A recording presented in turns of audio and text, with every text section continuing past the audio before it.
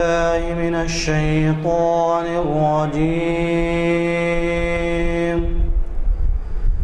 بسم الله الرحمن الرحيم. والتين والزيتون وطور سينين وهذا البلد الأمين. لقد خلقنا الإنسان في أحسن تقويم ثم رددناه أسفل سافلين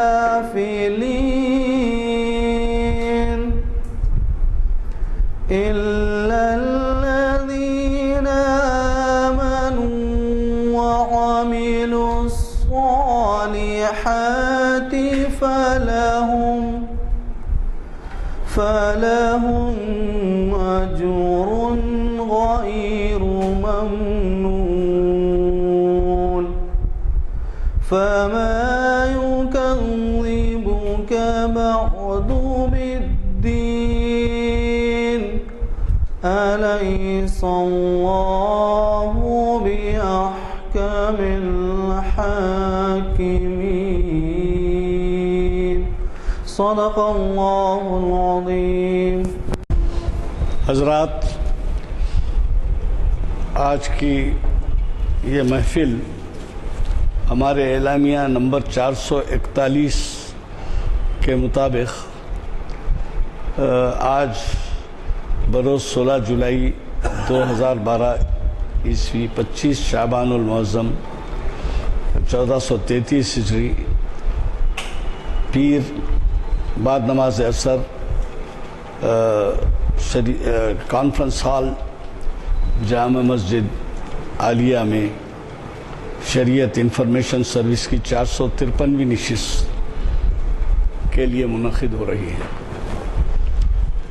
آج کے ہمارے مقرر آپ کے جانے پہچانے عظیم اسکالر تاریخ اسلام اور شریعت پروفیسر سید راشد نسیم ندوی صاحب ہیں، جن سے آپ بخوبی واقف ہیں.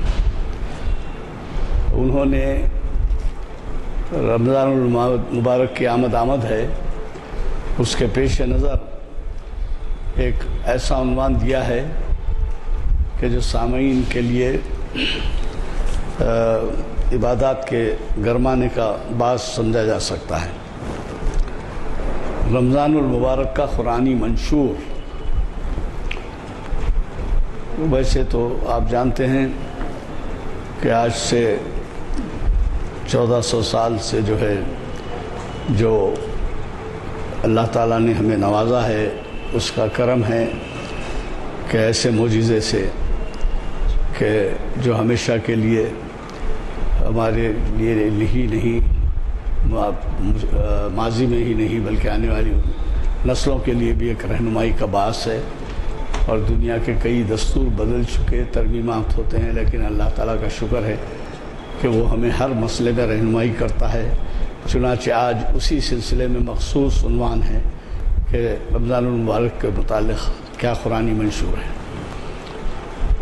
ہم اللہ تعالیٰ کا شکر ادا کرتے ہیں کہ ایسے موقع پر ہمیں ایسی ایک محفل میں شرکت کا موقع ملا ہے جو ایک صحبت عالم میں ہم گزار رہے ہیں، جو خود عبادت کا درجہ رکھتی ہے. اس محفل کا آغاز قاری محمد مرتضیٰ صاحب کی خوشیلان خراج سے ہوا اور خادم محفل غلام یزدانی آپ سے مخاطب ہے. ایک چیز رہ جاتے ہیں 17 جولائی اور 18 جولائی. 17 کو منگل بعد نماز عصر درس تجوید و قراءت کلام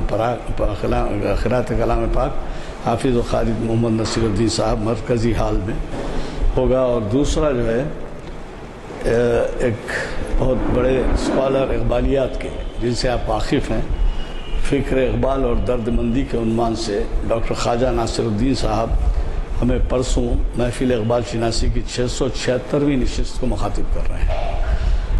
تو آپ اب یہ بھی ایک لحاظ سے رمضان سے متعلق ہے، کیونکہ درد مندی کے جو جذبات ہیں وہ ہمیں خاص طور پر دیگر تمام اور احساسات کے ساتھ درد مندی کا احساس بھی دلاتے ہیں. لہذا اس میں بھی شرکت فرمائیے. اور خواجہ ناصر الدین صاحب بھی 2-3 مہینے میں ایک دفعہ تشریف لاتے ہیں. تو آج کے مقرری صاحب کو میں دعوت خطاب دیتا ہوں کہ وہ شہنشین پر تشریف لائیں اور اپنے زرین خیالات سے ہمیں استفادے کا موقع دیں. العالمین والصلاة والسلام علی سید المرسلین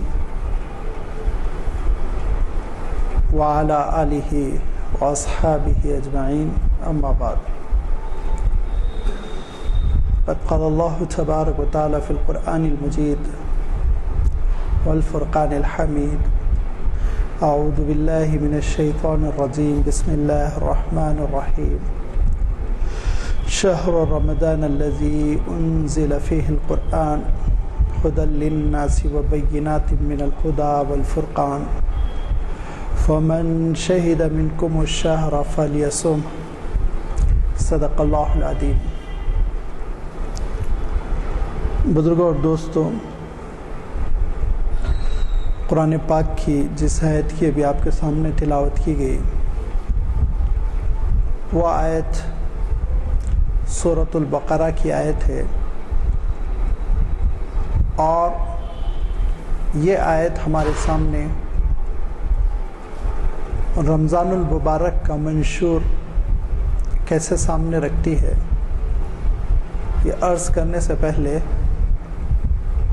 مناسب معلوم ہوتا ہے کہ میں آپ کی خدمت میں 2 باتیں بطور وضاحت، بطور تمہید عرض کر دوں. نمبر 1، جیسے کہ ابھی میں نے یہ کہا کہ یہ سورۃ البقرہ کی آیت ہے، اور سورۃ البقرہ کی جو 286 آیتیں ہیں 286، اس میں آپ دیکھیں گے اس آیت کا لوکیشن، اس آیت کا مقام بیچوں بیچ ہے. تقریباً 100% تو نہیں، تقریباً بیچوں بیچ ہے. 185 186 کی آیتیں ہیں جن میں اللہ تعالیٰ نے پہلے روزے کا حکم یا ایھا الذین آمنوا کتب علیکم الصیام کہہ کے نازل فرمایا، اور پھر اور روزے کا زمانہ شہر رمضان الذی انزل فیہ القرآن فرما کے رہنمائی کی. سورۃ البقرہ کی یہ بیچوں بیچ آیتیں ہیں، اور اس سے پہلے کی آیتیں وہ ایک تمہید کے بعد، ایک مقدمے کے بعد بنی اسرائیل کی تاریخ پیش کرتی ہے، جو ایک اہل کتاب قوم تھی، اور جس قوم میں متعدد انبیاء علیہ الصلاۃ والتسلیم آئے. 1-2 نہیں، سینکڑوں انبیاء علیہ الصلاۃ والتسلیم اس قوم میں بھیجے گئے.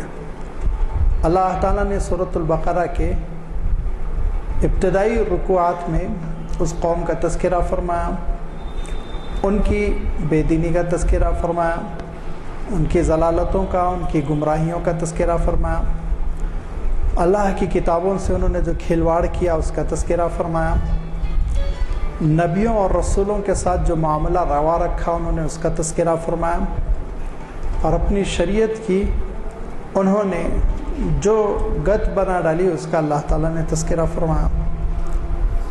یہاں تک کہ جب پیک پر ان کا تذکرہ آیا تو پھر اللہ تعالیٰ نے اس امت کو خطاب کر کے ارشاد فرمایا کہ کذالک جعلناکم امۃ وسطا لتکونوا شہداء علی الناس، اسی طرح ہم نے تم کو امت وسط، بہترین امت بنا کر بھیجا ہے تاکہ تم لوگوں پر گواہ رہو اور رسول تم پر گواہ رہیں.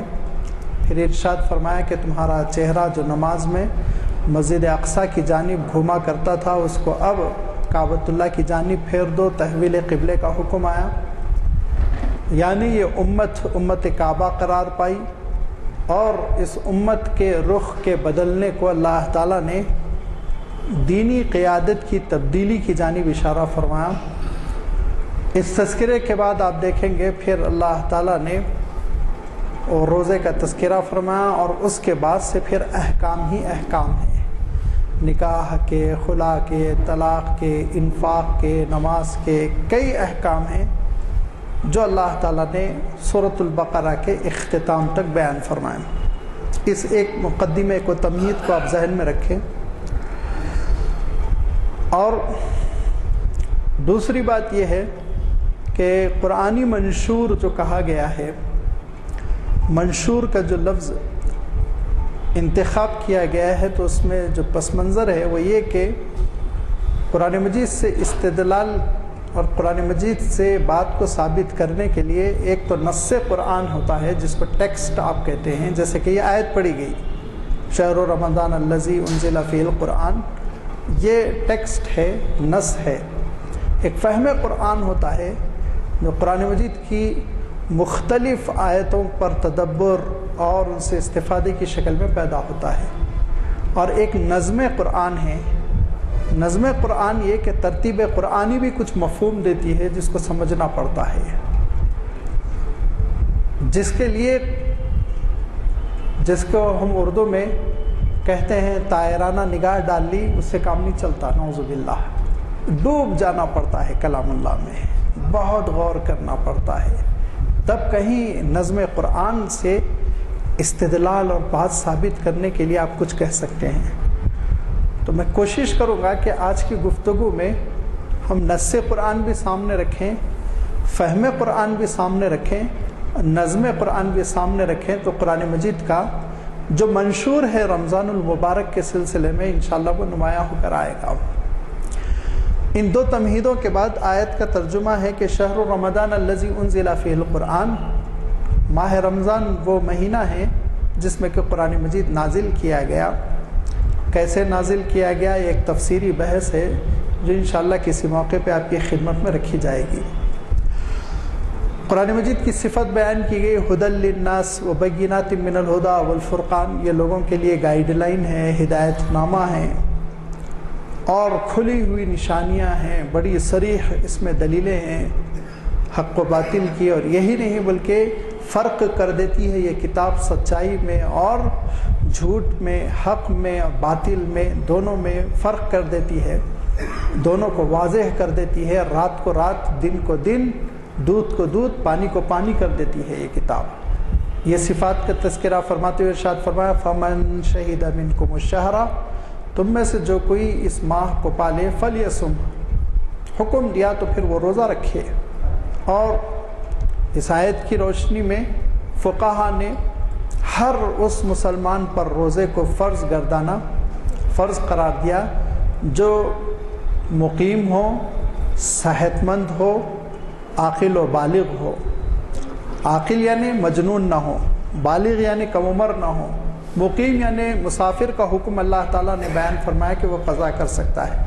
صحت مند کا بھی حکم کا اشارہ فرمایا کہ وہ قضا کر سکتا ہے، لیکن اگر اس کی صحت ایسی ہو چکی ہے کہ اب دوبارہ صحت مند ہونے کی توقع نہیں پیرانہ سالی کی وجہ سے، تو وہ فدیہ ادا کر سکتا ہے۔ یہ خود اللہ تعالیٰ نے اپنے کلام پاک میں احکام بیان فرمائے۔ لیکن جو حکم دیا گیا وہ یہ کہ اے مسلمان، جب تم اس ماہ کو پالو تو روزہ رکھو۔ اور روزہ کیا ہے، روزے کی عبادت کا تذکرہ کرتے ہوئے اللہ تعالیٰ ارشاد فرماتا ہے یا ایھا الذین آمنوا کتب علیکم الصیام، اے ایمان والو تم پر روزے فرض کر دیے گئے، کما کتب علی الذین من قبلکم، جیسے فرض کیے گئے تھے تم سے پچھلی امتوں پر۔ اور روزے جو فرض کیے گئے ہیں اس کا مقصد کیا ہے؟ فرمایا اس کا مقصد ہے لعلکم تتقون، تو تاکہ تمہارے اندر تقوی پیدا ہو جائے۔ نص قرآن کہہ رہا ہے، قرآن مجید کا نص اور ٹیکسٹ اس بات میں بالکل کلیئر اور صاف ہے کہ رمضان المبارک کا مہینہ روزوں کا مہینہ ہے، اس میں روزے فرض کر دیے گئے، اور روزوں کا مقصد ہے کہ انسان کے اندر تقوی پیدا ہو جائے۔ 11 مہینوں میں جو کوتاہیاں ہوئی ہیں ان کوتاہیوں کی وجہ سے انسان جو ڈگر سے ہٹ چکا ہے، اللہ تعالیٰ کی قربتوں سے محروم ہو گیا، اس کو وہ دھو ڈالے۔ یہ دراصل رحمان کی رحمتیں ہیں اور اللہ تعالیٰ کی کرم فرمائیاں ہیں کہ بندوں کو وہ بار بار موقع دیتا ہے کہ اللہ کی رحمت کی طرف بندہ لوٹ کر آ جائے۔ ماہ رمضان کے ذریعے دیتا ہے، جمعہ کے دن کے ذریعے دیتا ہے، شب قدر کے ذریعے سے دیتا ہے، عیدین کی رات کے ذریعے سے دیتا ہے۔ اور یہ مختلف قسم کے اللہ کے انعامات ہیں۔ اللہ تعالیٰ بندوں کی کمزوری، بندوں کی ناتوانی اور بندوں کی کوتاہیوں کو دیکھتے ہوئے اللہ تعالیٰ نے یہ معمول فرمایا کہ بندے کہیں تو اللہ کی طرف لوٹ آئیں، کسی طرح اللہ تعالیٰ سے قریب ہو جائیں۔ چنانچہ روزے کے سلسلے میں بھی رمضان المبارک کے مہینے بھر کے روزے جو فرض کیے گئے، جس کے بارے میں حضور اکرم صلی اللہ علیہ وسلم نے یہ بات ارشاد فرمائی کہ صوموا لرؤیتہ وافطروا لرؤیتہ، کہ دیکھو قرآن پاک میں اللہ تعالیٰ نے ارشاد فرمایا یہ چاند کا ڈوب جانا، غائب ہو جانا اور پھر دوبارہ نمودار ہو جانا، یہ ہم نے اس لیے نظام قرار دیا ہے تاکہ تم اس کے ذریعے سے سالوں اور مہینوں کا عدد و شمار کر سکو۔ حضور نے فرمایا کہ دیکھو جب چاند دیکھ لو تو مہینہ شروع کرو، اور چاند دوسرا نظر آ جائے تو پھر مہینہ ختم ہو گیا، دوسرا مہینہ شروع ہو گیا۔ لہذا شعبان میں جب چاند دیکھ لو تو رمضان شروع کر دو، اور پھر رمضان کے اختتام پر چاند دیکھ لو تو پھر رمضان ختم کر دو اور روزے ختم کر دو۔ صوموا لرؤیتہ وافطروا لرؤیتہ، رؤیت کے احکام ہیں، رؤیت کے فوائد ہیں، اس کی حکمتیں ہیں، اور اس پر گفتگو بڑی طویل ہے۔ ایک ہی اشارہ کر دوں میں کہ اگر شمسی مہینوں سے روزے فرض ہوتے تو آپ ذرا سوچیں انسانیت مشقت میں پڑ گئی ہوتی۔ ایک ہی حکمت میں بیان کر رہا ہوں۔ مثلا اگر گرمی میں روزے فرض کر دیے گئے تو ہر سال گرمی کے روزے جھیلنا پڑتا۔ سرد ممالک میں سردی میں اگر روزے فرض ہوتے تو وہ بیچارے ہمیشہ سردی میں بھگتتے رہتے۔ لہذا اللہ تعالیٰ نے ایسا انتظام فرمایا کہ زمانہ بدل بدل کر رمضان آتا ہے، کبھی انسان گرمی میں رکھتا ہے روزے، کبھی برسات میں، کبھی ٹھنڈک میں، اور اس کی وجہ سے اکتاہٹ اور کوتاہی انسان کے اندر نہیں پیدا ہوتی وغیرہ وغیرہ۔ لیکن حضور اکرم صلی اللہ علیہ وسلم نے یہ حکم دیا کہ دیکھو چاند دیکھو روزے شروع کرو، چاند دیکھو روزے ختم کر دو۔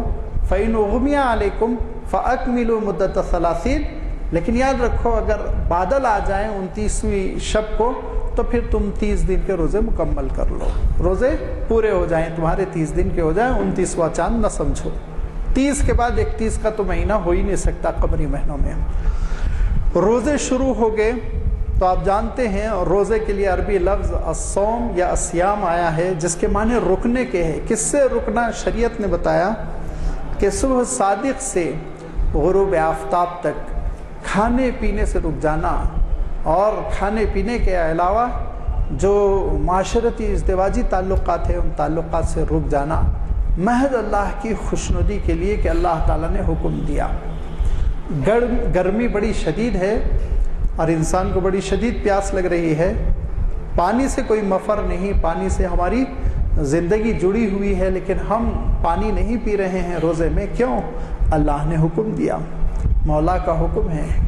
بھوک بہت لگ رہی ہے، بڑی صبح سے محنت کی تھی اور پیٹ بالکل خالی ہو گیا ہے، اور بھوک سے، شدت بھوک سے چلنا پھرنا دوبھر ہو رہا ہے، کھڑے ہونا دشوار ہو چکا، لیکن ایک لقمہ ہم منہ میں نہیں رکھیں گے۔ کیوں؟ اللہ نے حکم دیا ہے، مولا کا حکم ہے، اور یہی وہ مولا کے حکم کی تعمیل کا نتیجہ ہے کہ مارے بھوک کے معدہ خالی ہونے سے منہ سے بدبو نکل رہی ہے، بات کرنے والا 2 قدم پیچھے ہٹ رہا ہے، کراہیت محسوس کر رہا ہے، لیکن اللہ کے رسول کہتے ہیں کہ خدا کی قسم تمہارے منہ کی یہ بدبو مولا کو مشک کی خوشبو سے زیادہ عزیز تر ہے۔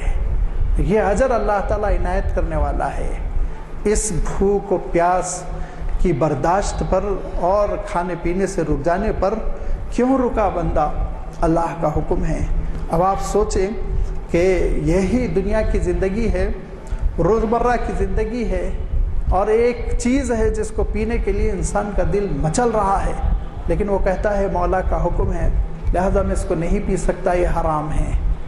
اگر وہ روزمرہ کی زندگی میں ہیں اور پیسوں کی کھنکھناہٹ اس کے دل و دماغ کو معطر کر رہی ہے، اور وہ دیکھ رہا ہے اس کا پڑوسی رشوت لے لے کے اپنے بنگلے کو سجا چکا ہے، ڈیکوریشن کر چکا ہے، بچے ترس کھا کھا کے للچائی ہوئی نگاہوں سے اس کے بنگلے کو دیکھتے ہیں، بیگم صاحبہ جب بھی وزٹ کر کے آتی ہیں تو پھر تعریف میں قلابے ملا دیتی ہیں، فرنیچر کی تعریف، کارپیٹ کی تعریف اور کپڑوں کی تعریف، اور کہتی ہے کہ آپ بھی خریدیں، آپ بھی کوشش کریں تو حاصل کر سکتے ہیں، آپ کا پوسٹ تو اس کے پوسٹ سے اونچا ہے۔ لیکن ایک بندہ مومن یہ کہتا ہے نہیں، رشوت میرے مولا نے حرام کی ہے۔ تو جیسے میں روزے میں کھانا نہیں کھا سکتا ہوں، چنے کا دانہ میں نہیں نگل سکتا، ایسے ہی میں ایک سکہ رشوت میں نہیں لے سکتا ہوں، اگرچہ کہ مجھے جھوپڑی میں رہنا پڑے، اس کمپٹیشن میں مجھے شکست کھا جانی پڑے، میرے بچوں کو شرمندگی اٹھانی پڑے، لیکن مولا کے حکم کو میں نہیں توڑ سکتا ہوں۔ آپ سے آ کے اگر کوئی کہے بڑی زبردست دعوت ہے، پلاؤ لگا دیا گیا ہے، بریانی مہک رہی ہے اور بڑی زبردست ڈشیں ہیں مغلائی، چلیے آپ کھا لیجئے، آپ کیا کہیں گے؟ لا حول ولا قوت الا باللہ، روزہ ہوں بھائی، بات سمجھو، تمہارے دماغ میں بات کیوں نہیں داخل ہوتی؟ روزے میں نہیں کھایا جاتا ہے، اس کو آپ سمجھائیں گے اور روزہ ہرگز نہیں توڑیں گے۔ تو پھر اگر یہ روزے کی وہ کیفیت جو ہمارے اندرون میں پیدا ہو جانی چاہیے وہ پیدا ہو جائے، تو ہم لوگوں کے مطالبے پر کیسے کسی حرام کا ارتکاب کر سکتے ہیں، کیسے ہم اسراف کا، فضول خرچی کا، بے حیائی کا، بد نگاہی کا اور بد زبانی کا، ان محرمات کا، ان معصیتوں کا جن کو اللہ تعالیٰ نے شدید حرام قرار دیا ہے، کیسے زندگی میں ہم ارتکاب کر سکتے ہیں؟ جذبہ تو وہی ہے نا، جو جذبہ روزے میں تھا وہی جذبہ زندگی میں اور دنوں میں بھی تو باقی ہے، دل بھی وہی ہے، جسم بھی وہی ہے، زبان بھی وہی ہے، ارمان بھی وہی ہے، تو پھر تبدیلی کیوں آ رہی ہے؟ اس لیے کہ شعور کے ساتھ ہم نے روزہ نہیں رکھا۔ روزہ ہمارے اندر تقویٰ پیدا کرتا ہے، ہماری تربیت کر دیتا ہے، لعلکم تتقون، کہ جہاں جو چیز حرام ہے وہاں سے تم بچ جاؤ، کیونکہ تم دنیا کے مسافر نہیں ہو، آخرت کے مسافر ہو۔ نتیجہ تم کو آخرت میں اپنے رب سے لینا ہے۔ الذین یظنون انہم ملاقو ربہم، بندے مومن کا عالم یہ ہوتا ہے اس کو رب سے ملاقات کی پوری امید، پوری خواہش، پوری توقع ہوتی ہے، پورا یقین ہوتا ہے۔ تو اس ملاقات کے یقین کی وجہ سے وہ اس نالائق لڑکے کی طرح نہیں ہوتا جو دن بھر فٹ پاتھ پہ گزار رہا ہے، جو کما رہا ہے برباد کر رہا ہے، اور وہ انتہائی لاپرواہی کی زندگی بسر کرتے ہوئے گھر لوٹنے کا کوئی تصور نہیں رکھتا، اور رات ہوتی ہے تو کسی فٹ پاتھ کے کنارے وہ بسیرا کر لیتا ہے، صبح ہوتی ہے تو پھر منچلی زندگی بسر کر دیتا ہے۔ ہرگز نہیں۔ بندے مومن کا تو عالم یہ ہوتا ہے، وہ اپنے ماں باپ کے اس لخت جگر کی طرح ہوتا ہے، وہ اپنے ماں باپ کے اس نور نظر کی طرح ہوتا ہے جس کو شام لوٹ کے اپنے ماں باپ کے پاس جانا ہے۔ تو جس کو یہ احساس ہے کہ گھر پہنچوں گا تو میری ماں دہلیز پہ کھڑے میرا انتظار کر رہی ہوں گی، میں اپنے کپڑے گندے کر لوں تو کپڑوں پر وہ سرزنش کرے گی، میں اگر چہرہ گندا کر لوں، میلا کچیلا ہو جاؤں، بال پراگندہ کر دوں تو اس کو شوق ہوگا، میرے والد صاحب گھر میں بیٹھے ہوئے ہوں گے، وہ مجھے ڈانٹیں گے، وہ مجھ سے پوچھیں گے اتنی دیر کیوں ہوئی، اتنے تم گندے کیوں ہو گئے۔ تو آپ سوچئے یہ ہر دو انسانوں اور ہر دو بچوں میں کتنا زمین آسمان کا فرق ہوتا ہے۔ بندہ مومن اپنے رب کا مطیع فرما بردار، اس کو اپنے رب کے پاس لوٹ کے جانا ہے، اس کو یقین ہے کہ نام اعمال لے کر وہ اللہ کے دربار میں کھڑا ہوگا، جبکہ نبیوں کی صفیں ہوں گی اور رسولوں کی لائن ہوگی اور اللہ کے نیک بندے یہاں سے وہاں تک پھیلے ہوئے ہوں گے، سروں کا سمندر ہوگا۔ اس وقت وہ سوچے گا کہ اس وقت میں شرمندہ نہیں ہونا چاہتا، یہ دنیا کی زندگی تنگی سے بسر ہو جائے، پریشانیوں سے بسر ہو جائے، یہاں تک کہ آپ مجھے اجازت دیجئے، اگرچہ کہ ایسا نہیں ہوتا ہے، لیکن اگر ایسا ہوتا کہ اسلام پر عمل کرنے کی شکل میں ہم سوسائٹی میں نکو بن جاتے، پاگل کہلاتے، تو حضور فرماتے اس پاگل پن کے تہمت کو تم قبول کر لیتے اگر تم کو جنت کی نعمتوں کا یقین ہو جائے، ایسی تم زندگی بسر کرتے۔ اور دیکھا ہے، ان نگاہوں نے دیکھا ہے جو اللہ کے نیک بندے ہیں، واقعہ یہ ہے ان کو ان کے ڈپارٹمنٹس کے لوگوں نے کہا ارے وہ پاگل ہے، پاگل، ہاتھ میں ہم پیسے دے رہے ہیں پیسے نہیں لیتا، دیوانہ ہے وہ، بات نہیں سنتا، کہ نہیں، اس بندے کی کیفیت کچھ اور ہے، وہ اللہ کی محبت کا مستانہ ہے، وہ دیوانہ نہیں ہے۔ لہذا روزے تقوی کی روح پیدا کرتے ہیں کہ اللہ تعالیٰ نے جب 14 گھنٹوں میں جن باتوں سے روکا تو تم رک گئے، تو پھر تم پوری زندگی میں کیوں نہیں رکنا چاہتے ہو؟ رک جاؤ محرمات سے۔ تقوی کیا ہے؟ رکنے کا نام، اللہ کے غضب سے بچنے کا نام، احتیاط سے زندگی بسر کرنے کا نام۔ تو فرمایا دیکھو یہ 30 دن یا 29 دن جیسا بھی تمہارا مہینہ ہو، یہ مہینہ تمہارے اندر تقوی کی روح پیدا کر رہا ہے، تاکہ پھر آنے والے 11 مہینے بھی تم اسی عقیدے، اسی شعور، اسی احساس کے ساتھ بسر کرو۔ تو پھر فرمایا اللہ کے رسول صلی اللہ علیہ وسلم نے کہ ایک رمضان سے دوسرا رمضان جو گزرتا ہے، یہ دونوں رمضان کے درمیان جب ایک روزے دار گناہ کبیرہ سے بچنے لگتا ہے تو چھوٹی چھوٹی لغزشوں کو تو اللہ تعالیٰ خود بخود معاف فرما دیتا ہے۔ فرمایا کفارہ ہے، فرمایا رمضان بینہما کفارۃ لما بینہن، رمضان سے رمضان ان کے درمیان کے گناہ صغیرہ کا کفارہ بن جاتا ہے، کیونکہ روزے دار گناہ کبیرہ کیوں کرے گا؟ وہ تو اللہ تعالیٰ کو اتنا محبوب ہو جاتا ہے، اتنا اللہ تعالیٰ کے پاس پیارا ہو جاتا ہے کہ ارشاد فرمایا اللہ کے رسول صلی اللہ علیہ وسلم نے کہ پھر میدان حشر میں جب جنت میں داخل ہونے کا پیغام سنایا جائے گا تو پھر فرمایا مختلف دروازے ہوں گے اور مختلف دروازوں سے لوگوں کو بلایا جائے گا، لیکن جنتی روزے داروں کو جنت کے خاص دروازے سے بلایا جائے گا جس کا نام ہوگا باب الریان۔ ریان کے معنی ہوتے ہیں سیراب ہو جانا۔ اس دروازے سے داخل ہو کر روزے دار سیراب ہو جائیں گے، تو یہ ان روزے داروں کا ایک خاص دروازہ ہوگا جس سے ان کا بہت ہی عظیم الشان استقبال ہوگا۔ یہ الگ بات ہے کہ جب اللہ کا نیک بندہ اللہ تعالیٰ کی عبادتوں پر، نیکیوں پر، طاعتوں پہ ایسے پروان چڑھتا ہے کہ وہ واقعتاً بڑا مقبول ہو جاتا ہے، محبوب ہو جاتا ہے، تو سارے دروازے اس کے لیے کھل جاتے ہیں۔ کیونکہ جب حضور اکرم صلی اللہ علیہ وسلم نے یہ حدیث بیان فرمائی کہ دیکھو جنت کا ایک مخصوص دروازہ ہے جس کا نام ریان ہے، اور جس سے روزے دار داخل ہوں گے اور مختلف دروازوں سے مختلف نیکی کرنے والے داخل ہوں گے، خیر خیرات کے عادی ایک دروازے سے، صدقات وغیرہ کے عادی ایک دروازے سے، اور نمازوں کی پوری پابندی کرنے والے ایک دروازے سے، انصاف عدل کرنے والے، ظلم سے بچنے والے ایک دروازے سے۔ تو حضرت ابوبکر صدیق رضی اللہ تعالیٰ عنہ نے پوچھا اے اللہ کے رسول، کوئی ایسا بھی بندہ ہے جس کو ہر دروازے سے ندا لگائی جائے، پکارا جائے؟ تو حضور نے فرمایا ہاں کیوں نہیں، ابوبکر تم انہی میں سے تو ہو، ہر دروازے سے تم کو پکارا جائے گا، ہر دروازہ تمہارے لیے کھلا ہوگا۔ تو میرے دوستو، روزے کی یہ جو کیفیت ہے ہمارے اندر اگر پیدا ہو جائے اور اس کی اسپرٹ اور اس کی روح کو ہم اپنے اندر جذب کر لیں تو جنت کا ہر دروازہ شاید ہمارے لیے کھل جائے، تقوی کا دروازہ بھی کھل جائے، عفو و درگزری کا بھی دروازہ کھل جائے، نمازوں کا بھی دروازہ کھل جائے، قرآن مجید کا دروازہ بھی کھل جائے، صدقات کا بھی دروازہ کھل جائے۔ کیونکہ یہ مہینہ جو فہم قرآن سے چیزیں ملتی ہیں، نص قرآن کے بعد جو میں آپ کے خدمت میں بات رکھ رہا ہوں کہ یہ مہینہ ہم کو عادی بناتا ہے ہمدردی کا، غم گساری کا۔ وہ کس طور پر کہ اس بھوک و پیاس نے ہم کو بتایا کہ بھوک کس کا نام ہے یا پیاس کس کا نام ہے، لہذا غم گساری تمہارے اندر پیدا ہو، دوسروں کی فکر تمہارے اندر پیدا ہو، اس انداز میں پیدا ہو کہ حضور اکرم صلی اللہ علیہ وسلم ارشاد فرماتے ہیں کہ جو اس مہینے میں لوگوں کی خیرخواہی چاہتے ہوئے اپنے ماتحت کام کرنے والوں پر تخفیف بھی کر دے کام کی تو اس پر بھی اس کو اجر ملے گا، کسی کو افطاری کر دے تو اجر ملے گا۔ افطاری کرانے میں شرط نہیں کہ وہ حیدرآباد کی افطار پارٹی ہو، حضور اکرم صلی اللہ علیہ وسلم ارشاد فرماتے ہیں ایک گھونٹ دودھ کے ذریعے سے، ایک گھونٹ پانی کے ذریعے سے، ایک کھجور کے ذریعے سے بھی تم نے افطاری کرا دی تو تم کو روزے بھر کا اجر ملے گا۔ روزے دار کو گھبرانے کی ضرورت نہیں، اس کا اجر اس کو پورا پورا ملے گا۔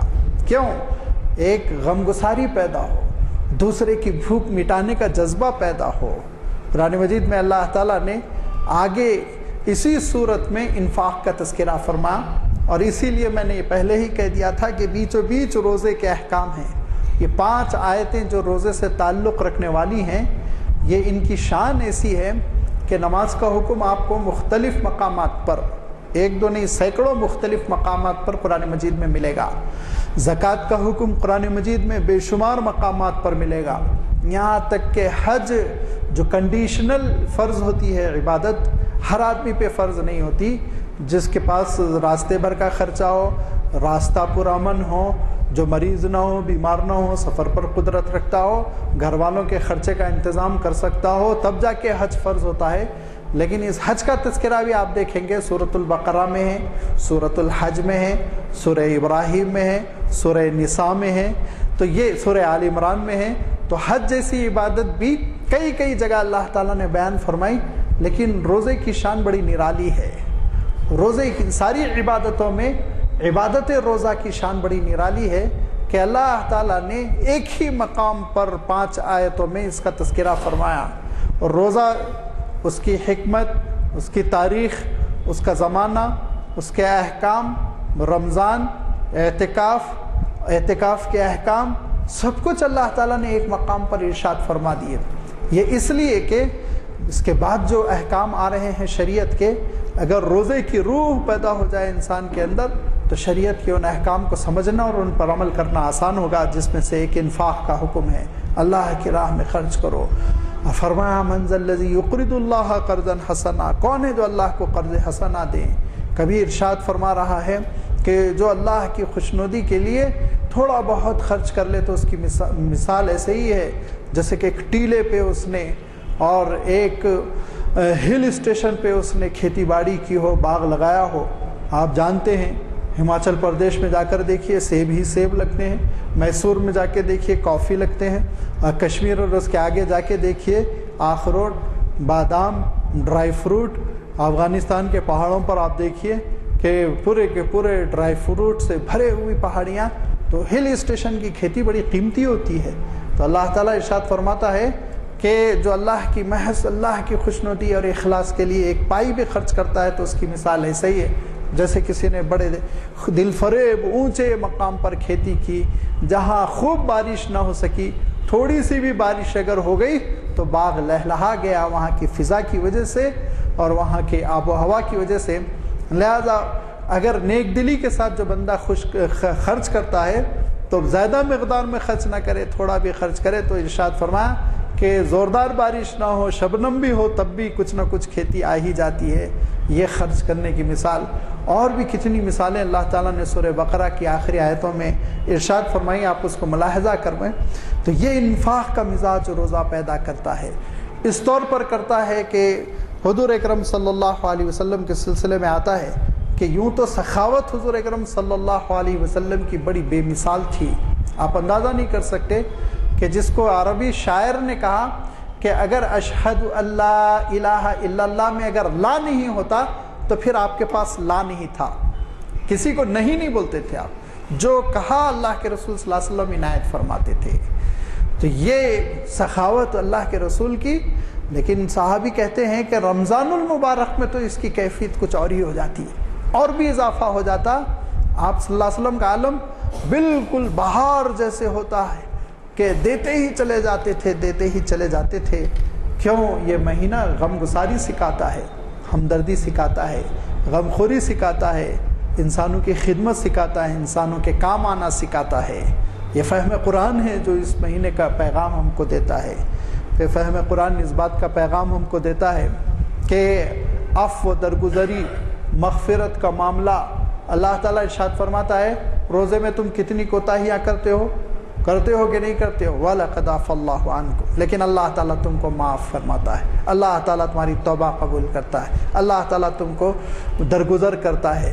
لہذا جب اللہ تعالیٰ درگزر کرتا ہے، جب اللہ تعالیٰ جب معاف فرماتا ہے، جو قادر مطلق ہے، جو مالک ملک ہے، جو تمہاری کل کائنات کا مالک حقیقی ہے، وہ اتنا معاف کرتا ہے تمہاری کوتاہیوں پہ، تم کیوں نہیں معاف کرتے؟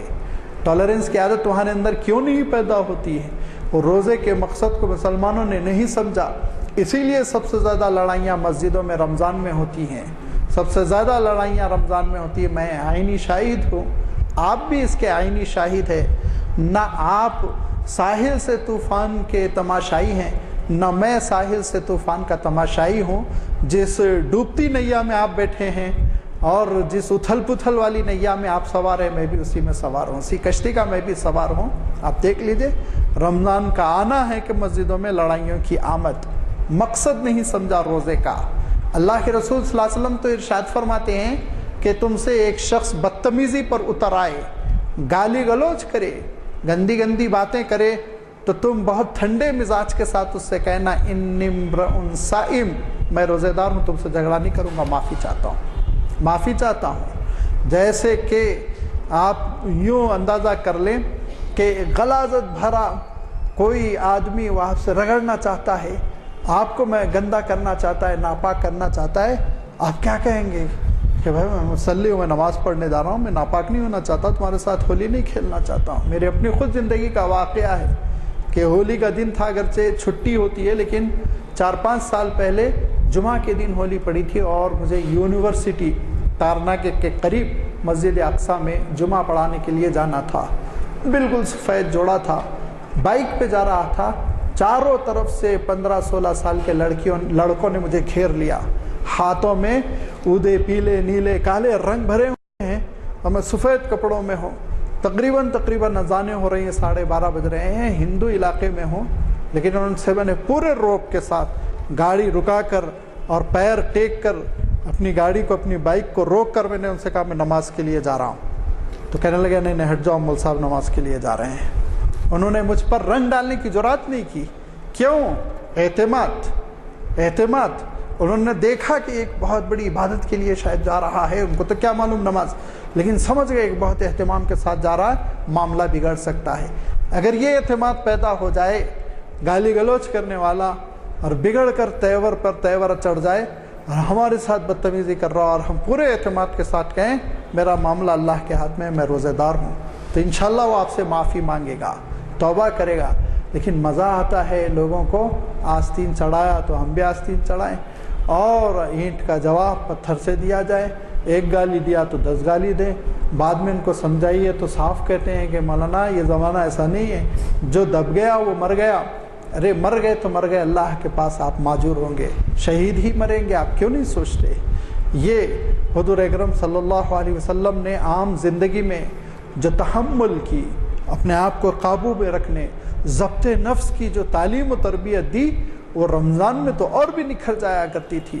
اور حضور اکرم صلی اللہ علیہ وسلم یہ ارشاد فرماتے تھے کہ کھانا پینا چھوڑنے کے بعد اگر زبان پر کنٹرول نہیں ہے، اگر گفتگو پر کنٹرول نہیں ہے، گالی بک رہے ہو اور غلط سلط باتیں کر رہے ہو، بے حیائی کی باتیں کر رہے ہو، تو اللہ کے بندو سوچو اللہ کو تمہاری بھوک سے، تمہاری پیاس سے کیا پڑی ہوئی ہے، اس کو کیا ملے گا بندے کو ستا کر، بھوکا رکھ کر، پیاسا رکھ کر.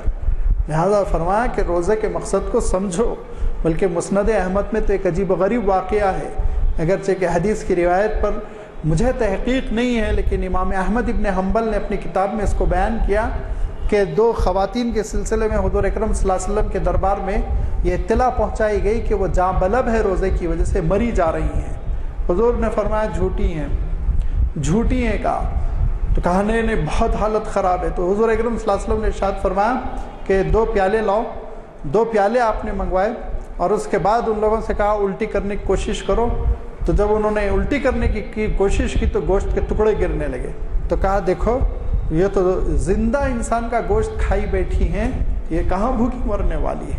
کہا جب سے بیٹھ کے صبح سے یہ دونوں غیبت کر رہی تھیں اور صبح سے بیٹھ کر یہ مردہ بھائی کا گوشت کھا رہی تھی، تو ان کا روزہ کیا روزہ ہے. حضور اکرم صلی اللہ علیہ وسلم ارشاد فرماتے ہیں روزہ تو ایک ڈھال ہے، روزہ ایک ڈھال ہے. یہ وہ ڈھال ہے جو تم کو اللہ کے غضب سے بچائے گی، یہ وہ ڈھال ہے جو جہنم سے بچائے گی، یہ وہ ڈھال ہے جو آگ سے بچائے گی. لیکن فرمایا معلوم یخرق، جب تک کہ اس کو کاٹ نہ دو، چھید نہ کر دو، اس کو سوراخ نہ کر دو. ڈھال میں ہی سوراخ ہے تو لازمی بات ہے دشمن کا تیر تو پہنچے گا. تو صحابہ نے پوچھا اللہ کے رسول ڈھال میں سوراخ کر دینا، چھید کر دینا، چیر دینا کیا مطلب؟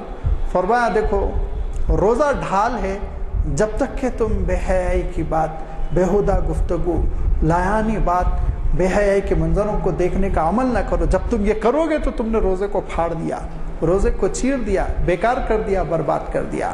کیا فائدہ صبح سے شام تک بھوک و پیاس کی مشقت برداشت کرنے کا جب ہم اس حقیقت کو، اس روح کو نہیں پا رہے ہوں۔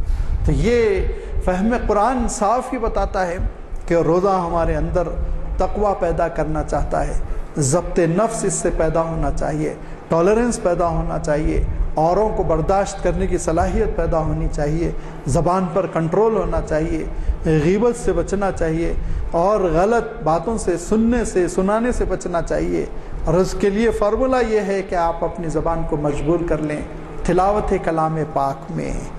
یہ اللہ کے نیک بندوں کا معمول یہ تھا کہ آپ اس کو یہ نہ سمجھے کہ پارینہ قصے ہیں پچھلی دنیا کے، عملی باتیں نہیں ہیں۔ نہیں، میرے اپنے تجربات ہے کہ 10 پارے بہت آرام سے پڑھا کرتے تھے، 10 پارے بہت آرام سے پڑھا کرتے تھے۔ میں آپ کو ترکیب بتا دوں کہ آپ نماز کا وقت شروع ہوتے ہی مسجد میں جائیں، 15 منٹ میں 1 پارہ پڑھ لیں، 5 نمازوں کے ساتھ 5 پارے ہوئے کہ نہیں ہوئے۔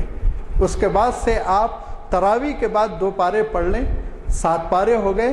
اشراق کے وقت آپ 2 پارے پڑھ لیں، 1 گھنٹہ بیٹھ کر، 40 منٹ بیٹھ کر، 1 گھنٹہ ضرورت نہیں، 40 منٹ میں آپ 2 پارے ختم کر لیں، 9 پارے ہو گئے۔ پھر اس کے بعد سے آپ مغرب سے پہلے افطار سے پہلے عصر اور مغرب کے درمیان 1 پارے کی تلاوت کیجئے، انشاءاللہ 10 پارے تو آپ کے کام میں ڈسٹرب کیے بغیر، پوری دکانداری اور پوری ملازمت کرتے ہوئے آپ 10 پارے انشاءاللہ پڑھ لیں گے۔ تو یہ اللہ کے نیک بندوں کے سلسلے میں جو روایتیں آتی ہیں ان کو ہم سمجھتے ہیں پرانی کہانیاں ہیں، ذرا مبالغے سے کام نہیں، حقیقتیں ہیں، یہ حقیقتیں ہیں، آج بھی اللہ کے نیک بندے کر لیتے ہیں۔ وقت بچا آپ کے پاس، استغفار کیجئے، خوب استغفار کیجئے، کیونکہ میں کہہ چکا ہوں اس مہینے کو عفو و درگزری سے خاص تعلق ہے۔ اللہ تعالیٰ بھی اپنے بندوں کو معاف فرماتا ہے، بندوں سے بھی بندوں کو معاف کرنے کا مطالبہ کیا گیا ہے، لہذا استغفار کا آپ اہتمام کیجئے۔ یہ سب کچھ نعمتیں ملی حضور اکرم صلی اللہ علیہ وسلم کے صدقے میں، لہذا حضور اکرم صلی اللہ علیہ وسلم پر درود پڑھنے کا اہتمام کر لیجئے۔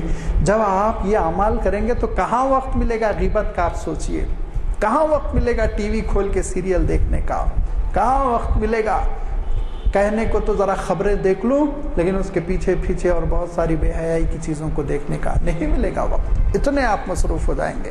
تو رمضان المبارک کا قرآنی منشور یہ ہے کہ ہم ساری ان نیکیوں پر اور ساری ان طاعتوں پر آ جائیں جو بندے کو اللہ تعالیٰ سے بہت قریب کر دیتی ہے اور ایسا بندہ بنا دیتی ہے کہ جنت کا ہر دروازہ اس کے لیے کھل جائے۔ اور میں بات ختم کرنے سے پہلے جیسے کہ آپ سے میں نے وعدہ کیا کہ فہم قرآن کے بعد نظم قرآن ایک ہے، اور اسی کے لیے میں تمہید بیان کیا تھا۔ تمہید کیا تھی کہ سورہ بقرہ کے بیچوں بیچ یہ 5 آیتیں ہیں۔ یہ نظم قرآن بتاتا ہے کہ اللہ تعالیٰ یہ چاہتا ہے کہ یہ امت شہادت بنے۔ کیوں؟ اس لیے کہ سورۃ البقرہ کی شان امتیاز یہ ہے، اس کا خلاصہ یہ ہے، اگر آپ 2 لفظوں میں بیان کرنے کے لیے کہیں، 2 جملوں میں، بنی اسرائیل کو معذور کیا گیا، امت محمد کو معمور کیا گیا۔ سورہ بقرہ کا خلاصہ یہ ہے۔ اس کے لیے تو فہرست ہے ان کے جرائم کی، اور اسی لیے آپ دیکھیں گے کہ ان کے جرائم کے بعد سے لن تنالوا البر حتی لیس البر ان تولوا وجوہکم قبل المشرق والمغرب سے لے کر پورے اللہ تعالیٰ نے احکام عنایت فرمائے کہ اس امت کے جو معمور امت ہوگی، خیر امت ہوگی، اس امت کی ذمہ داریاں کیا ہوں گی، ڈیوٹیز کیا ہوں گی، ان کا خاندان کیسا ہوگا، ان کی سوسائٹی کیسی ہوگی، ان کا گھر کیسا ہوگا، ان کا معاشرہ کیسا ہوگا، سارے احکام بیان فرمائے۔ تو میرے دوستو، یہ شہادت علی الحق، شہادت علی الحق کیا ہے؟ شہادت علی الحق یہ ہے کہ ہم اس دین کی سچائی، ہم اس دنیا میں توحید کا پیغام، اللہ کے رسول صلی اللہ علیہ وسلم کی رسالت کی صداقت لوگوں تک پہنچائیں، اس کے لیے ہم گواہ بنیں، اور ہم لوگوں تک جب یہ دعوت پہنچائیں گے تو پھر امت دعوت کو اللہ تعالیٰ قیامت کے دن ایک عجیب و غریب اعزاز دے گا، اور وہ اعزاز کیا ہوگا؟ جس کے بارے میں ارشاد فرمایا کذالک جعلناکم امۃ وسطا لتکونوا شہداء علی الناس۔ ساری امتیں اپنے نبیوں کے ساتھ بدتمیزی کر رہی ہوں گی، اور امت نوح اللہ تعالیٰ کے دربار میں کہہ رہی ہوگی کہ نوح علیہ السلام نے پیغام پوری طرح نہیں پہنچایا تھا۔ امت ہود، امت صالح، اور حضرت موسیٰ کی امت، حضرت عیسیٰ کی امت وہ بہتر بدل بدل کر غلط بیانی سے کام لینے لگی ہوگی قیامت کے دن، اس وقت جبکہ یہ امتیں بدل جائیں گی، جھوٹ بول رہی ہوں گی، امت مسلمہ کو اللہ تعالیٰ کھڑا کرے گا اور پوچھے گا تم کیا کہتے ہو؟ یہ امت کہے گی کہ اللہ یہ سب جھوٹ بول رہے ہیں، ان انبیاء علیہ الصلاۃ والتسلیم نے اپنے دین کو پہنچایا تھا، ان رسولوں نے دین حق کو پہنچا دیا تھا، حجت پوری کر دی تھی، تو اللہ تعالیٰ پوچھے گا تم کیسے کہہ رہے ہو؟ تم حاضر و ناظر تھے، موجود تھے۔ تو امت محمدی کہے گی اے اللہ ہم کہہ رہے ہیں حضرت محمد صلی اللہ علیہ وسلم کی ارشاد کی بنیاد پر، تو حضور اکرم صلی اللہ علیہ وسلم کو لایا جائے گا۔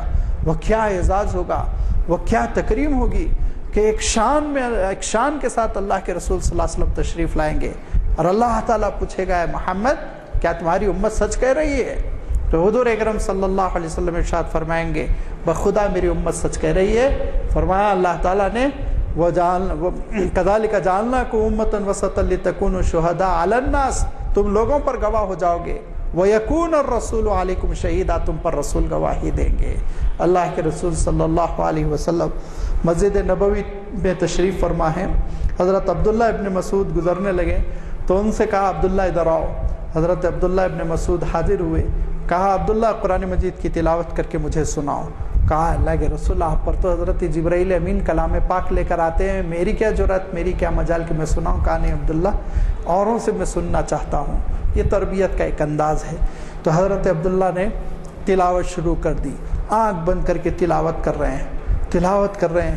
حضرت عبداللہ ابن مسعود فرماتے یہاں تک کہ میں اس آیت پر پہنچا فَكَيْفَ إِذَا جِئْنَا بِكَ عَلَىٰ وَكَيْفَ إِذَا جِئْنَا بِكُلِّ أُمَّةٍ بِشَهِيدٍ وَجِئْنَا بِكَ عَلَىٰ هَؤُلَاءِ شَهِيدًا۔ تو کسی نے مجھے دھکا دیا، ہاتھ سے مجھے ٹھوکا، تو میں آنکھ کھولا، دیکھا حضور اکرم صلی اللہ علیہ وسلم اس قدر رو رہے ہیں کہ آپ کے آنسو مبارک آپ کی داڑھی تک پہنچے ہوئے ہیں، اور حضور اکرم صلی اللہ علیہ وسلم اس احساس سے رو رہے ہیں، اور اس ذمہ داری کے احساس پر اللہ کے رسول صلی اللہ علیہ وسلم کی آنکھوں سے آنسو روا ہیں کہ اللہ تعالیٰ ارشاد فرماتا ہے کہ اے نبی وہ وقت بھی کیا وقت ہوگا جبکہ ہر امت پر ہم گواہ کھڑا کر دیں گے، اور ان گواہوں پہ اے نبی آپ گواہ ہوں گے، ان سارے گواہوں پر آپ کی گواہی ہوگی۔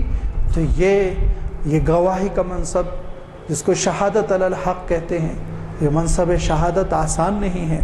یہ منصب شہادت آپ اسی وقت ادا کر سکتے ہیں جب آپ خود پورے دین پر عمل کریں، اور آپ دین پر عمل کر سکتے ہیں کب؟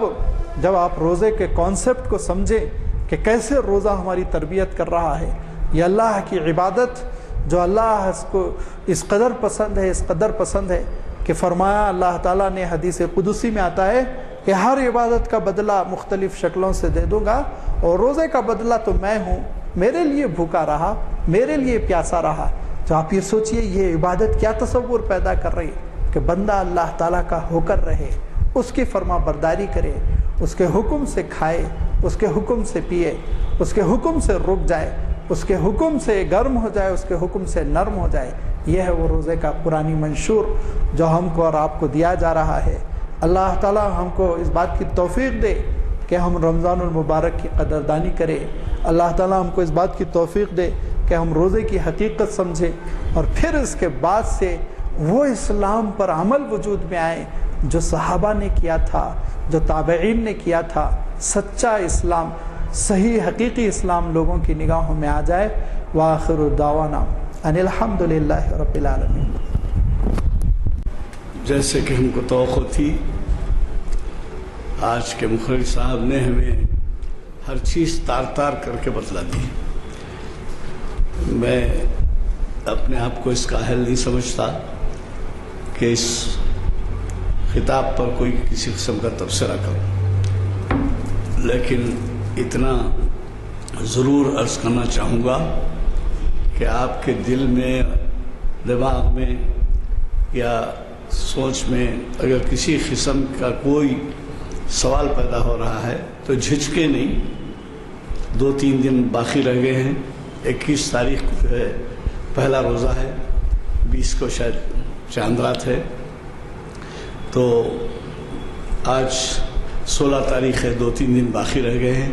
اگر کسی قسم کی بھی وضاحت آپ چاہتے ہیں تو آپ مولانا سے اسی وقت کھڑے رہ کر وضاحت طلب کر لیں، کیونکہ پھر ایسے کوئی خیالات ہوں تو آپ کے لیے کوئی مشکل نہ پیدا ہو، کیونکہ مولانا نے جن جن پہلوؤں پہ آپ کو مشورہ دیا ہے، باتیں تو بہت ہم عادی ہیں، شوق سے محفلیں اٹینڈ کرتے ہیں، شوق سے اخبار پڑھتے ہیں، شوق سے دینی کتب پڑھتے ہیں، لیکن عمل جو ہے وہ ایک علیحدہ چیز ہے۔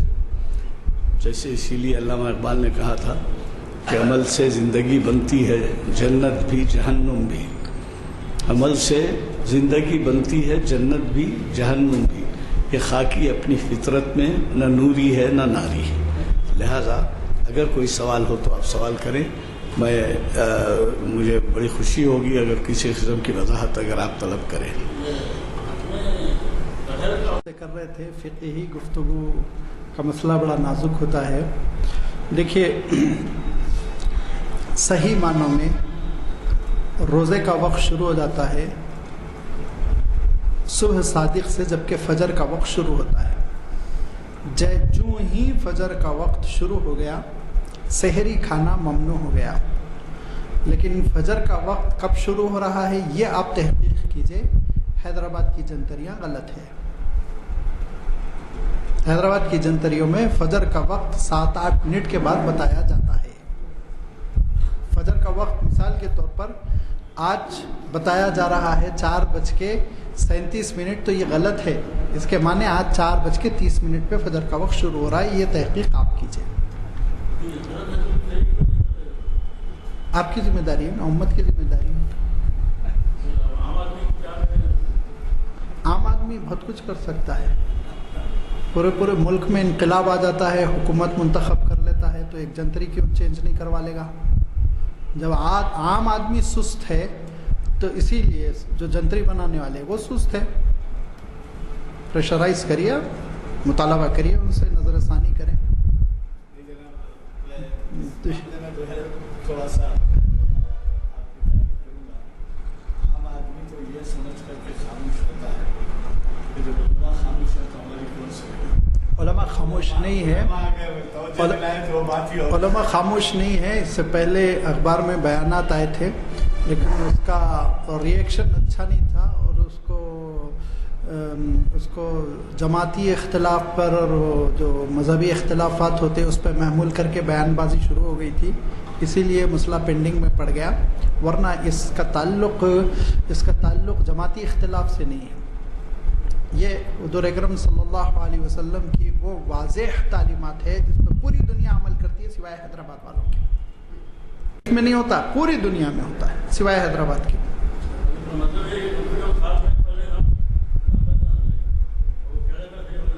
جی نہیں، اس کا مطلب یہ ہے، دیکھیے ایک ٹیم ہونا چاہیے، وہ ٹیم میں جو وقت فجر جو شروع ہوتا ہے، جو جس بنیاد پر سورج کی طلوع کی وجہ سے جو ٹائمنگ لیے جاتے ہیں، سائنٹیفیکل مسئلہ ہے، وہ ٹائمنگ کو پورے سال بھر کے لیے اس کو نمایاں کر لیں، اس کو کمپیوٹر میں فیڈ کر لیں۔